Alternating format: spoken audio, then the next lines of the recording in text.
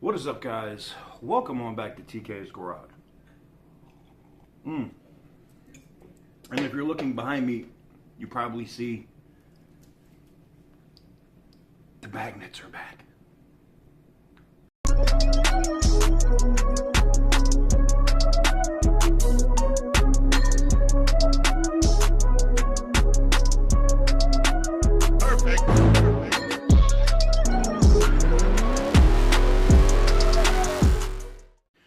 What is up, guys? Welcome on back to TK's Garage, and in today's video we're talking about Ram.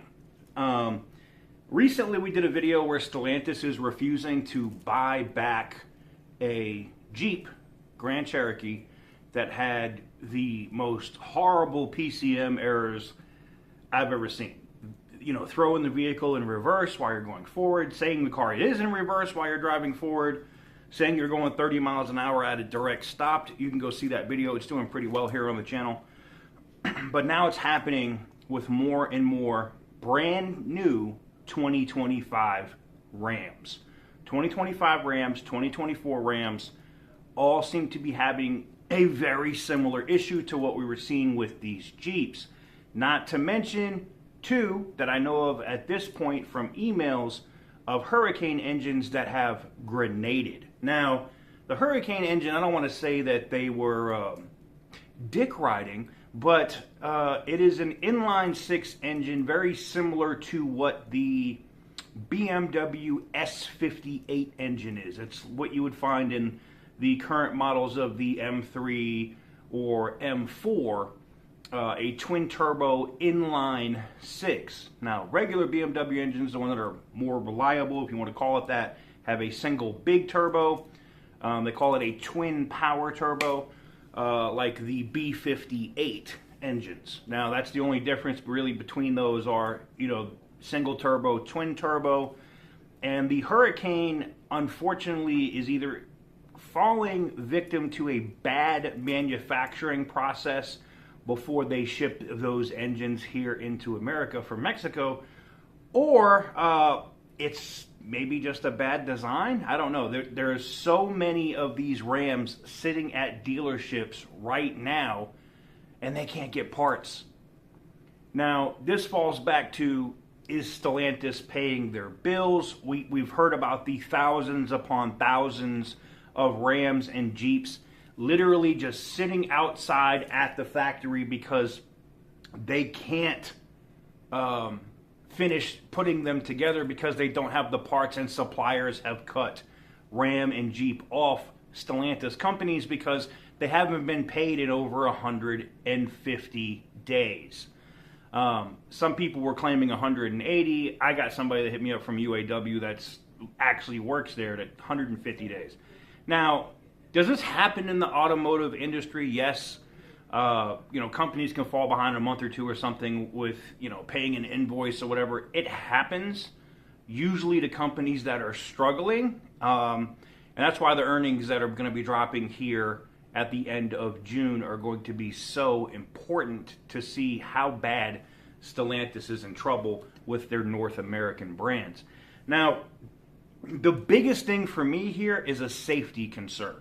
If you know that these Ram 1500, 2500, and 3500 trucks are having these PCM and electronics issues, why are you still selling them? Now, I haven't talked about Toyota yet, but we saw that Toyota just recently recalled a ton of their Tundras, over 100,000 or so Tundras, as dealers aren't accepting them in trade-ins because of issues with their twin-turbo V6 engine. I think the pussification of trucks is coming back to bite all of these manufacturers in the ass. Now, we saw Nissan just say, you know what, we're not making a Titan that's not a Titan, and not going to make the Titan anymore because they don't want to not make a V8 or diesel variant of a light-duty, you know, truck. It just doesn't make any sense. Now, you know, I think people kind of jumped on it on the Ford bandwagon because they had the EcoBoost there for a little while, the Raptor, everything else. But let's keep it real. When it comes to F-150s and even in the Ford department, you know, do the V8s sell better hold more value than the EcoBoosts? Yes. Now, I don't know what's going to happen in this situation with Ram. I find it extremely interesting. In fact, we actually have a clip. I want to show you this clip, which you may have saw at the beginning of the video, but I want to show you this clip of what these errors, these PCM issues are happening with these trucks. And it's not just with Ram, it's also with Jeep, and we're finding out with the new electric Dodges, it's why we don't see them yet. So let's go ahead and take a look at this clip right here of this Ram just completely effed.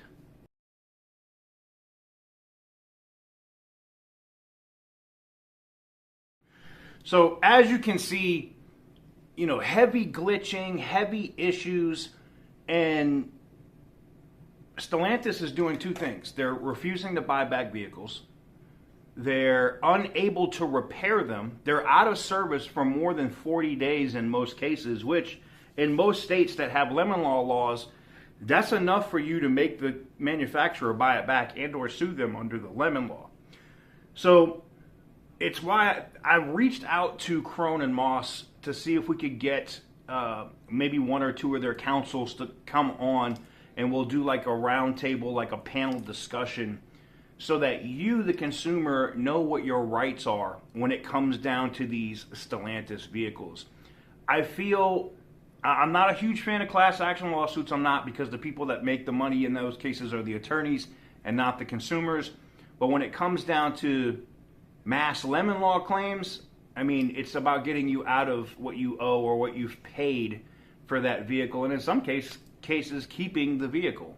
Not that you'd want to do that, it's a disaster. But I find it interesting. We're seeing more local news outlets contacting Stellantis, asking them why they're not willing to buy these back. And I think the other reason is they don't have the money to do it. I think they're in such dire financial straits that they're like, we're not buying back nothing. We'll make them sue us. And a lot of people don't. A lot of people just hold the L, and they have this defective vehicle, or it ends up getting repoed because they can't drive it, and you know, it ends up hurting a consumer's credit when it really should have fell back on the company doing the right thing. But what do you think about these issues with these 2025 and 2024 Rams, as well as these Jeeps having massive electrical issues? I mean, it reminds me of Jaguar in the 80s with all that British wiring. Ugh. Let me know what you guys think in the comments section down below. Give the video a big thumbs up if you like what I do. Hit the subscribe button if you haven't already. And as always, stay petty, my friends.